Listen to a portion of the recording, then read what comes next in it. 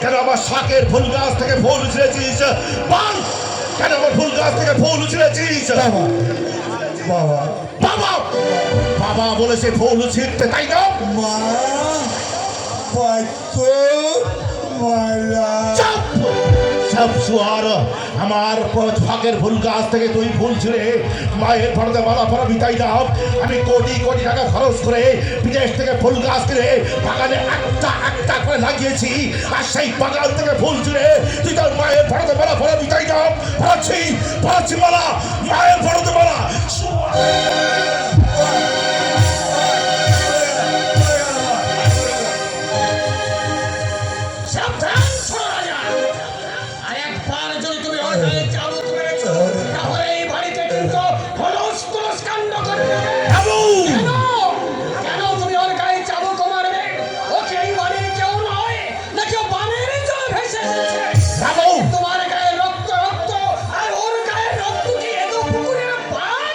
যখন দরদ এই জানোয়ারটার হাতে পায়ে সে গোল দিয়ে ঘরের মধ্যে বেঁধে রাখবি, নইলে এবার এই শুয়ারটাকে যেদিন ধরবো সেদিন একদম মাটিতে পুঁতে ফেলবো।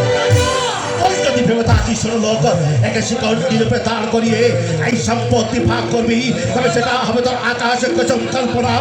রাখিস তোরের বাচ্চা, এই চন্দন চৌধুরী বেঁচে থাকতে তার মনের আশা কিছুতেই পূর্ণ হবে না, কিছুতেই না।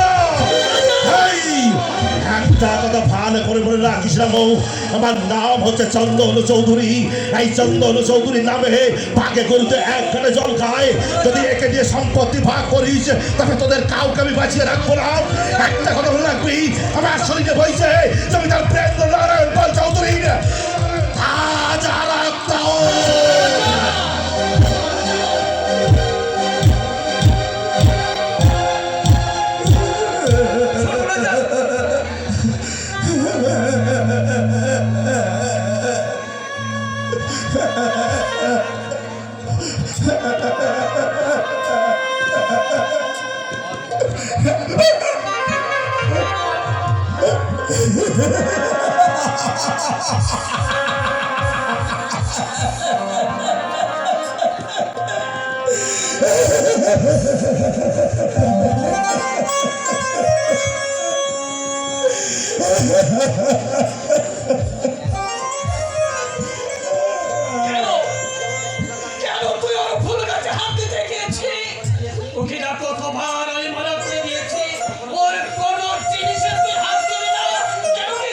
বাবা বাবা বললো তা হাব্বা ওই বাগান থেকে ফুল তুলে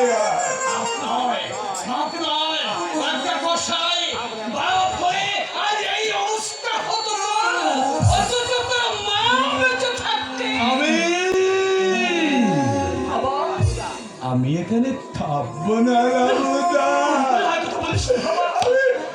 আমার মায়ের কাছে চলে যাও। এখানে কেউ আর ভালোবাসে না। সবাই সবাই আমারে শুধু মারে। আমার মা নেই, আমার বাবা নেই।